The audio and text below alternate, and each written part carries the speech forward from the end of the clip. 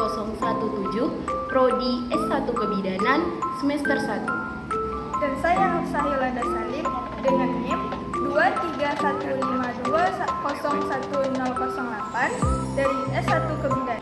Di sini kami akan menampilkan video prinsip kerja dari tensimeter dan LED. Baiklah, yang pertama adalah tensimeter. Tensimeter merupakan alat untuk mengukur tekanan darah. Tensimeter itu dibagi menjadi dua versi. Yang pertama ada tensimeter analog dan yang kedua ada tensimeter digital. Yang pertama, tensimeter analog atau manual adalah alat yang menggunakan jarum untuk menunjukkan hasil tekanan darah. Nah, prinsip kerja dari tensimeter manual atau analog ini adalah menggunakan manset yang dipompa dengan udara untuk menghambat aliran darah di arteri. Nah, di sini ada dua tekanan darah. Yang pertama, tekanan darah sistol adalah tekanan darah tertinggi yang dihasilkan oleh jantung saat memompa darah ke arteri. Yang kedua yaitu tekanan darah diastolik adalah tekanan darah yang terendah yang dihasilkan oleh jantung saat rileks. Nah, kelebihan tensimeter analog atau manual ini adalah yang pertama, harganya lebih murah dibandingkan tensimeter digital.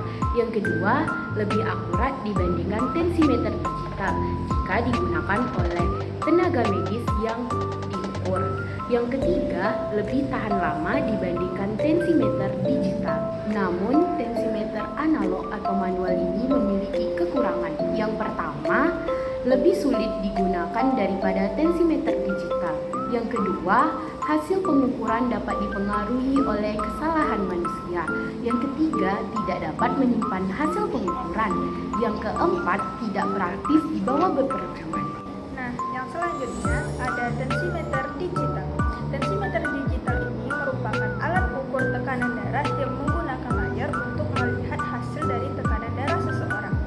Nah, prinsip kerja dari tensimeter digital ini adalah dengan memanfaatkan perubahan tekanan udara dalam manset lengan atas.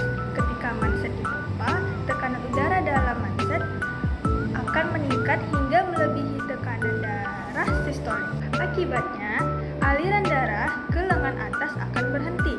Ketika udara dalam manset perlahan-lahan dibiarkan, tekanan udara dalam manset akan menurun hingga mencapai tekanan darah diastolik.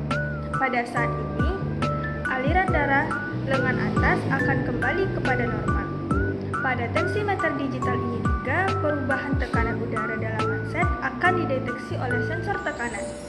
Sensor tekanan ini kemudian akan mengirimkan sinyal ke mikroprosesor untuk diolah.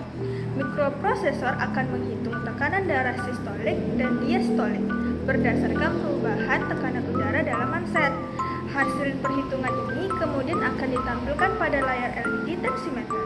Nah, tensimeter digital ini memiliki beberapa keunggulan. Yang pertama, lebih mudah untuk digunakan. Yang kedua, hasil pengukurannya lebih akurat. Yang ketiga, dapat menyimpan hasil pengukuran. Yang keempat, lebih mudah untuk dibawa bepergian. Nah, tensimeter digital ini juga memiliki kekurangan. Nah, yang pertama, harganya lebih mahal dibandingkan tensimeter manual. Yang kedua, baterainya lebih cepat habis. Yang ketiga, membutuhkan perawatan yang lebih rutin. Yang kedua adalah LED atau laju edap darah. LED ini adalah tes darah yang mengukur seberapa cepat sel darah merah mengendap di dasar tabung reaksi. Tes ini dapat digunakan untuk mendeteksi peradangan atau infeksi. Nah, adapun prinsip kerja dari LED ini sendiri adalah dengan mengukur kecepatan pengendapan sel darah merah atau eritrosit dalam darah. Sel darah memiliki sifat alami untuk menggumpal atau membentuk gulungan atau reuleaux. Nah, proses pengendapan ini dipengaruhi oleh beberapa faktor.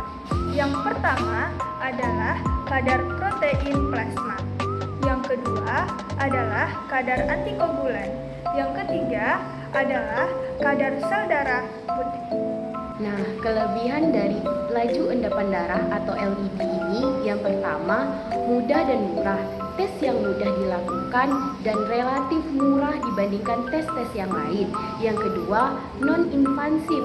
Tes ini tidak memerlukan pengambilan sampel yang besar sehingga tidak menimbulkan rasa sakit. Yang ketiga, hasil yang cepat dan diperoleh dalam waktu yang singkat, tidak lama. Namun, laju endapan darah ini memiliki kekurangan. Yang pertama, tidak spesifik dalam menentukan penyebab peradangan atau infeksi. Yang kedua, dapat dipengaruhi oleh berbagai faktor seperti usia, jenis kelamin, kehamilan, obat-obatan, dan kondisi medis lainnya. Yang ketiga, tidak dapat digunakan untuk mendiagnosis penyakit tertentu.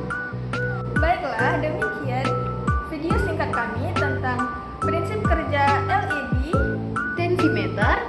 Semoga dapat bermanfaat untuk kita semua. Thank you for watching.